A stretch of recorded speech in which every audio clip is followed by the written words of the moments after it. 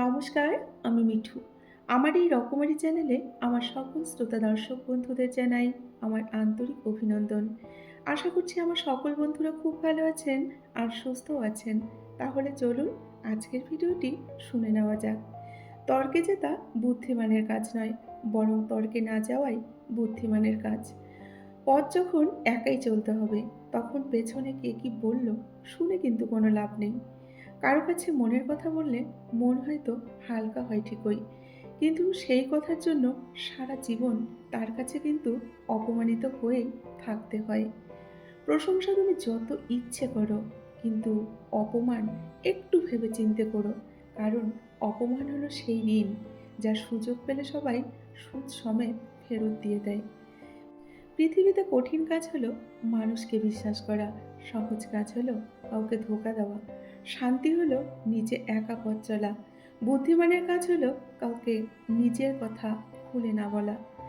প্রয়োজন শেষ হয়ে গেলে বিরক্ত কিন্তু লাগারই কথা, সেটা হোক বন্ধুত্ব কিংবা ভালোবাসা।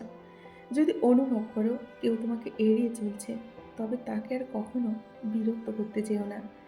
বাগানের মালি প্রতিদিন কিন্তু গাছে জল দেয়, কিন্তু গাছ তার ইচ্ছে মতো ফুল ও ফল এনে দেয় গাছে।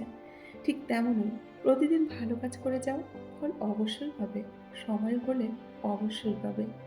যদি অনুভব করো কেউ তোমাকে এড়িয়ে চলছে, তবে তাকে আর কখনো বিরক্ত করতে যেও না। জলে না নামলে যেমন সাঁতার শেখা যায় না, ঠিক তেমনি জীবনে খারাপ সময় না আসলে আসল মানুষ কিন্তু চেনা যায় না। হিংসে করে অন্যের ক্ষতি সহজেই করতে পারবে, কিন্তু কোনোদিনও নিজের উন্নতি করতে পারবে না। যার অল্প আছে সে কিন্তু দরিদ্র নয়, দরিদ্র তো সেই যার চাহিদার কোনো শেষ নেই। আঘাত যে দেয় সে কিন্তু শক্তিশালী নয়, বরং আঘাত যে সইতে পারে সেই হলো আসল শক্তিশালী।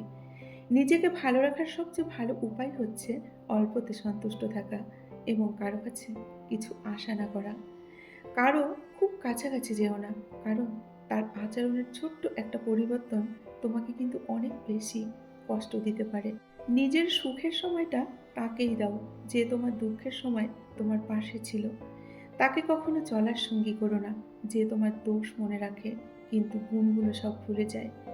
খুব নোংরা জলকে যেমন ফিল্টারেও পরিশোধন করা যায় না, তেমনই খুব বেশি খারাপ মানুষকে ভালোবেসেও ভালো কিন্তু করা যায় না। তাই এদের ত্যাগ করা উচিত, না হলে নিজেরই কিন্তু ক্ষতি। যৌবনে অর্ধেক খাও আর অর্ধেক সঞ্চয় করো। যৌবনকালের সঞ্চয় বৃদ্ধকালের কিন্তু অবলম্বন, এটা মাথায় রাখবে। নিজের চেয়ে ভালো লোকের সঙ্গে চলা কিন্তু উত্তম। এমন সঙ্গী বাছাই করুন যাদের আচরণ আপনার চেয়েও অনেক অনেক ভালো, এবং আপনিও সেদিকেই চালিত হবেন তাহলে। চুপ করে আছি তার মানে আমি দুর্বল নই। চুপ করে আছি তার মানে এই না যে আমার কাছে কোনো উত্তর নেই। চুপ করে আছি তার মানে এই না যে আমি কিছু বলতে জানি না। চুপ করে আছি তার মানে এই না যে আমি ভয় পাই। চুপ করে আছি তার মানে এই না যে আমি ভুল। চুপ করে আছি মানে আমি ধৈর্য ধরেছি এবং সময়কে সব উত্তর দিয়েছি। সময় সবকিছু বিচার করবে। কথা দিয়ে কথা রাখতে পারাটা অন্যের কাছে বড় হওয়ার চেয়ে নিজের কাছে কিন্তু গর্বের, অনেকটাই গর্বের। আপনার পেছনে কেউ বাজে কথা বলে ৩ টি কারণে। ১.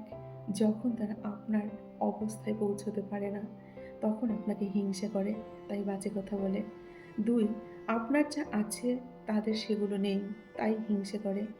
তারা আপনার মতো হতে চায় কিন্তু হতে পারে না, তাই হিংসে করে এবং আপনার পিছনে বাজে কথা বলে। ফেলে দেওয়ার মতো মানুষের কিন্তু অভাব নেই। অনেক মানুষ আছে ২ হাত বাড়িয়ে ধাক্কা দিয়ে ফেলে দেওয়ার জন্য। কিন্তু টেনে তোলার মানুষের কিন্তু বড্ড অভাব। তাই খুব সতর্কভাবে পথ চলতে হবে। তর্কের চেয়ে নীরবতা ভালো। প্রতিশোধের চেয়ে রাস্তা কিন্তু বদলে ফেলা অনেকটাই ভালো।